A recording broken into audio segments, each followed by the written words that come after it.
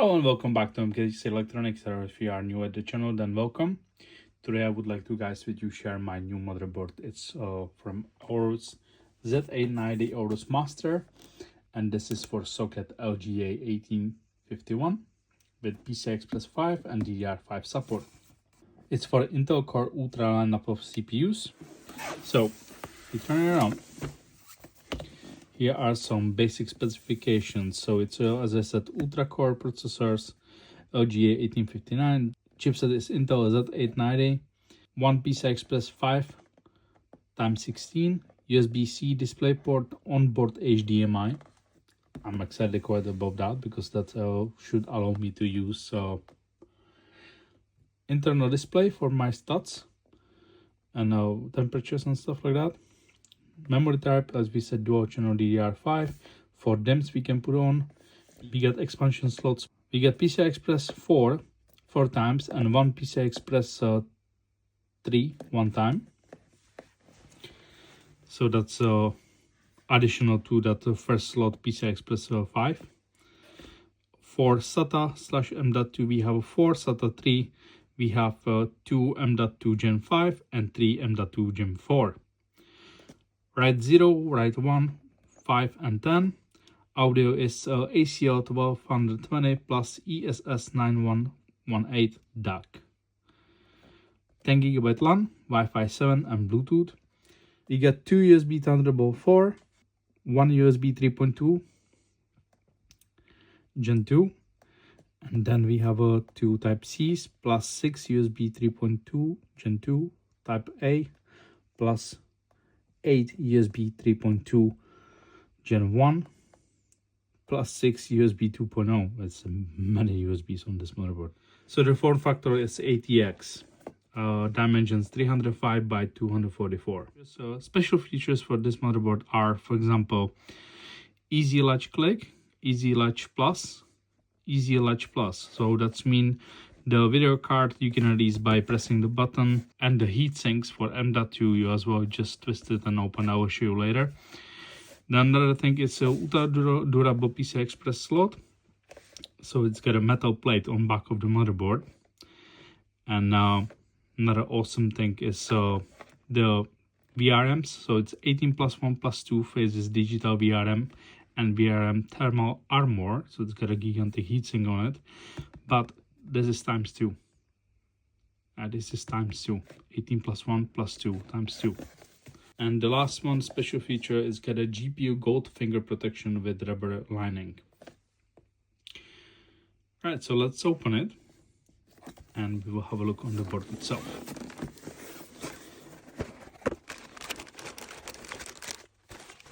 Right, so let's have a first look on the accessories. So we get this Wi-Fi 7 antenna. We got some probes. So these are temperature measuring probes. This is our system beeper. It's tiny, yeah?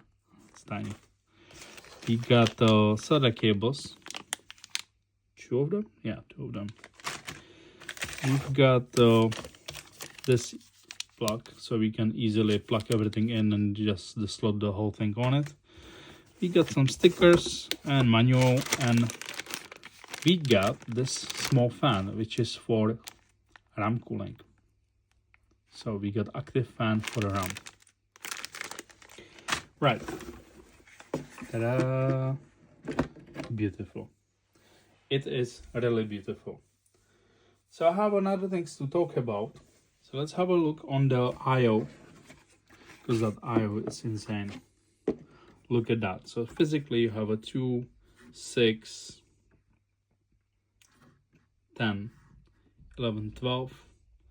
12 Type A, big USBs. 2 Type C's. That's 14 USB ports essentially at back. And then on the board, you have 1, 2. That's a USB 3.2. And you can actually run 4 USB ports on the case at the front if it's supported. Then you have a Type C for the front, and then you have a standard USBs which you can run to the front as well if you want to. or you can use it internally for your whatever, like controller and stuff. And here is the gorgeous armor for the twin digital power delivery. So we have a 18+1+2. It's a twin digital phase VRM. Power stage 110 ampere smart power stages. PCB. It's got a 8 layers, 2x copper low loss design. Memory for DDR5, we have a max capacity 256 gigabytes. Speeds reach up to 9,500 megatransfers per second. PCI Express slots, you get that UD slot what I did mention. So you get this, all this armor on it, and at back there is a metal plate. But I'm mostly excited about the VRM. So for the M.2 slots, so here is our 5.0. Look at the chunky boy. That's our 5.0. That's our Gen 5. And here, if you leave this, here is the rest. This is chunky as well. Not as chunky as the first one, but there it is. So we get 1, 2, 3, 4. These all 4 are Gen 4. This is Gen 5. Brilliant. The best thing about the Gen 5 here is if I put Gen 5 SSD, it will not cut the speeds in half. Because on the older chipset it would cut in half. Instead of times 16, I would get times 8. Which is no good for RTX 4080, isn't it? For the rear I/O and USBs, we said there's a Thunderbolt, dual Thunderbolt 4 Type-C, 40 GB per second, and DisplayPort alternative support. So we have a two of those right there. Okay, so these red ones, 6 of them, are 10 GB per second. These blue ones are 5 GB per second, and these two are normal USBs 2.0. Those are 400 megabytes per second. The internal ones to 3.2, they are each 20 gigabyte per second. The Type-C is USB 3.2 Gen 1, and then we have those two headers which are USB 2.0. Networking and wireless, that's another interesting thing on this motherboard. So the LAN, it's a Marvell Action. It's AQTion, so I would say they try to spell action, but yeah. So it's Marvell Action AQC113C. It's 10 GBE. It says 10 GBE, I'm sorry. So 10 gig LAN.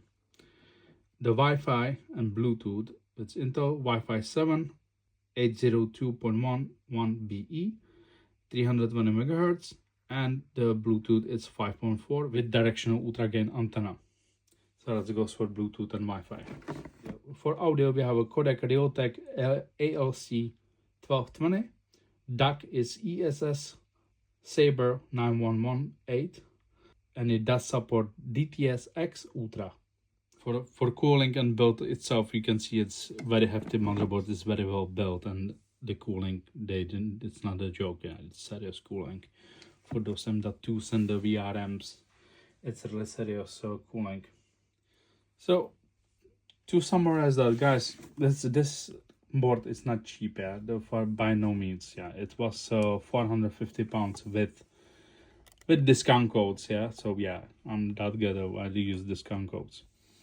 But as you can see, this is awesome build. That motherboard is built like a tank. So we have the armored PCI Express, we have a armored DDR5 slots, we have a huge VRM cooling, we have a huge cooling for the M.2s, we have a armor on 24 pin, we have a armor on those 2 8-pins for the CPU, we have a built-in IO shield, and we have an armor at back as well to support those heavy video cards. We got a audiophile grade DAC, we got Wi-Fi 7 10 gig LAN, huge amount of USBs, and the support for the latest Core Ultra CPUs. This board is seriously featured at a massive bandwidth, smart AI features, and is elegantly built. And the last thing I will show you guys, this RAM fan. Let's have a look where it goes actually.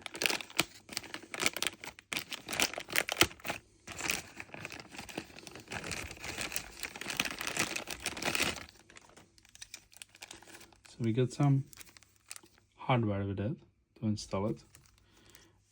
I'm not sure where the fan goes, but I believe you can put it here and then plug it somewhere, but that wouldn't reach if you put it here. So if you put it over here, I think that would be the location to cool the ramps. Yeah, I need to figure that one out. But at the back, if I have a look on out, it looks like I could be moved back and forward, probably. Yes, no, maybe. Could be. Looks like it's interchangeable. And what are these screws for? Not a clue. Let's have a look on the manual.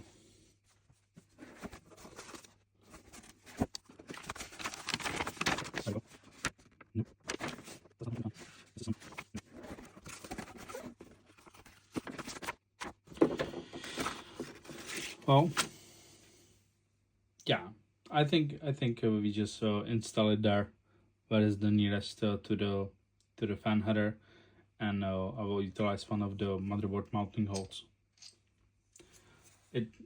They don't mention that in the manual, so I think this is the best place to put it, where to put it. Alright guys, thank you for watching. Please like, share, subscribe, and I will see you in next video where this beauty will be ordered in PC, and we will go through some tests and benchmarking and etc.